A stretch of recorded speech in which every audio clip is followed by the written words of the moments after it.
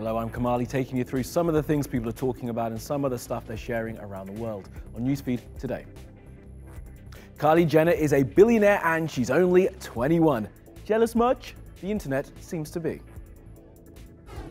I want to be able to speak the truth as loud as I had to speak the lie for so long. Leaving Neverland has been a lot. We hear how people have reacted on the internet and here in our office. A new Chinese app to prove the state how much you love the state.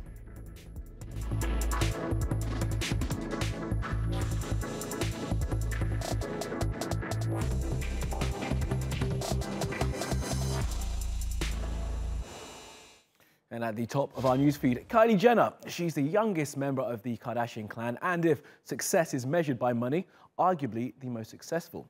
Forbes say that Kylie Jenner has become a billionaire, and good for her, I say, but the internet is taking issue with the way she's been described.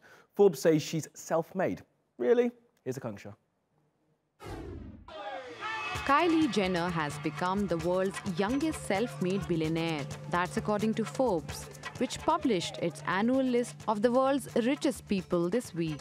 But online, people are asking on how could Kylie Jenner be described as self-made?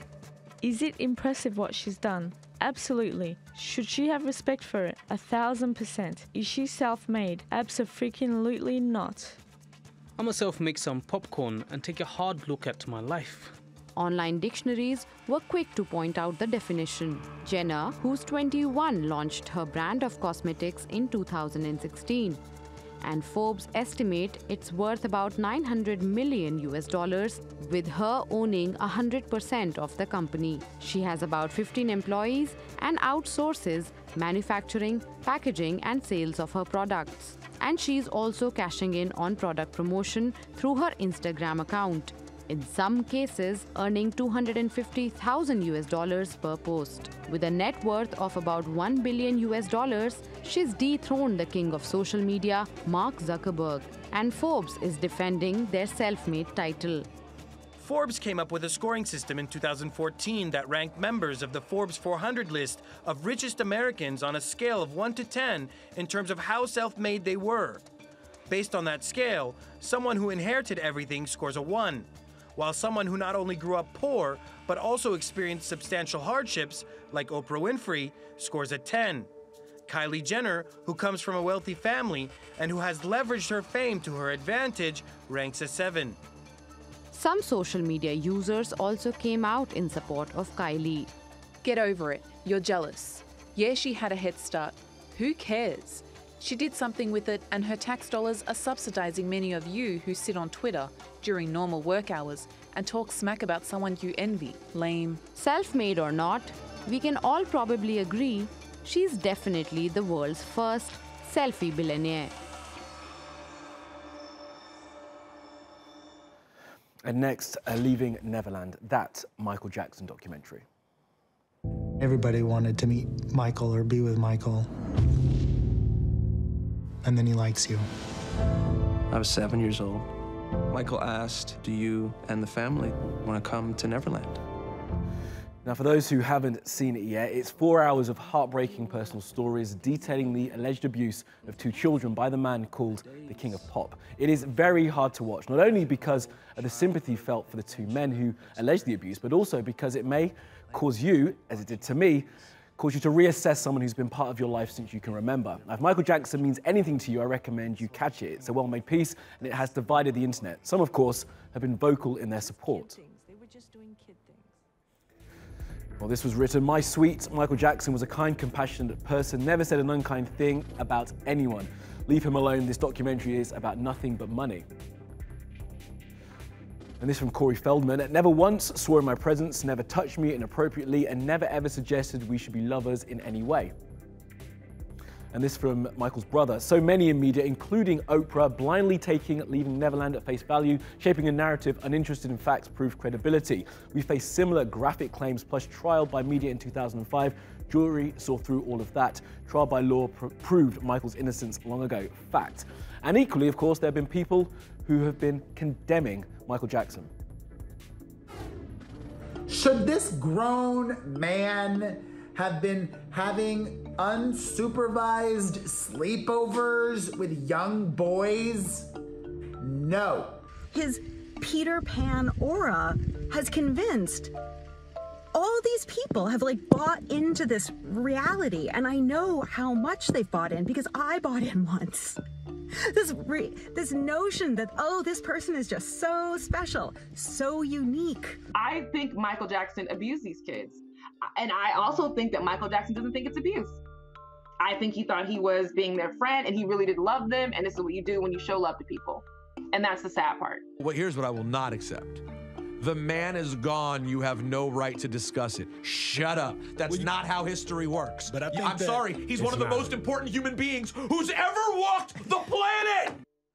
Well, we've been thinking about the impact of this documentary for a while, mainly on one question. Now, these allegations are not new. What is new is that we've seen and heard from the alleged victims. So, is it time to cancel Michael Jackson? NewsFeed asked some of our TRT World colleagues what they think.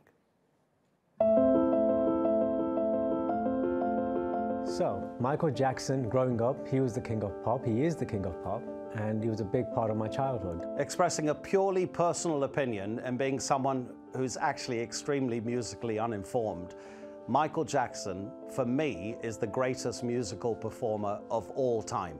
I was a child of the 80s. I grew up with Michael Jackson. His music defined a lot of the culture. Michael Jackson was one of the biggest pop stars on the planet.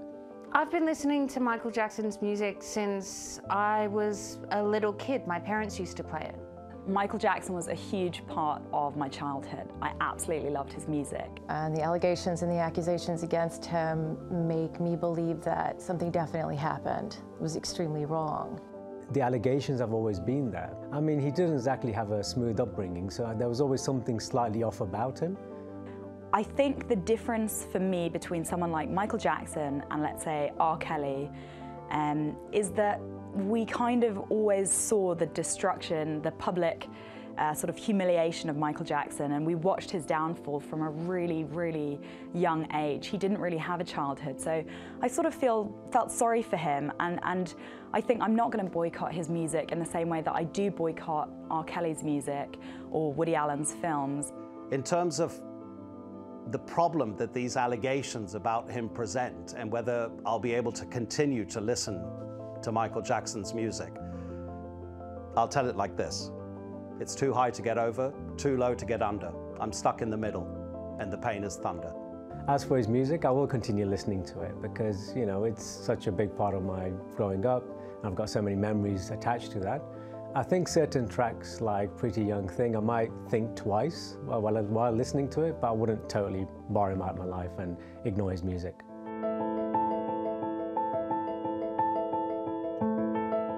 The artist who puts out the product is responsible for its vision. So if their work is trying to say something positive about things, and their real life does not reflect that, then I come to question the product, which in this case would be the, music. After these allegations and all this stigma around him and the whole child thing and the pedo thing, I ain't listening to him no more, man. That's just too much drama for me. I don't view it as just being Michael Jackson's music. It's the music of the people he collaborated with, Quincy Jones, David Williams, Eddie Van Halen, and I am not going to boycott their excellent work because of the actions of one man. I loved Thriller. I went to the Captain EO 4G experience at Disney World in 1986 when it opened.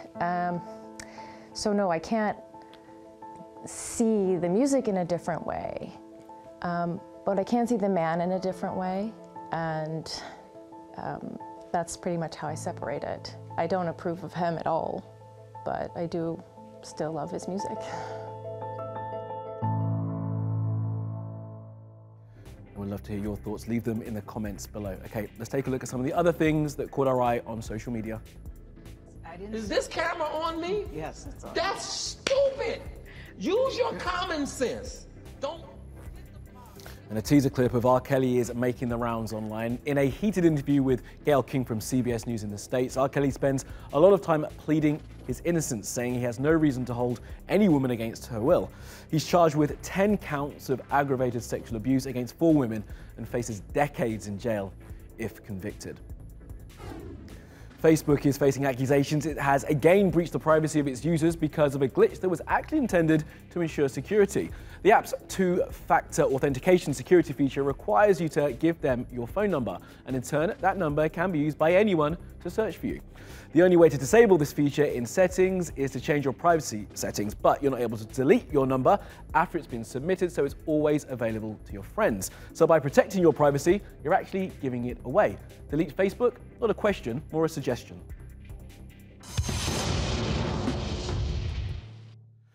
Now in China, the Communist Party Congress in Beijing is underway, and a new app is making sure all the comrades are fully on board. Here's Sam.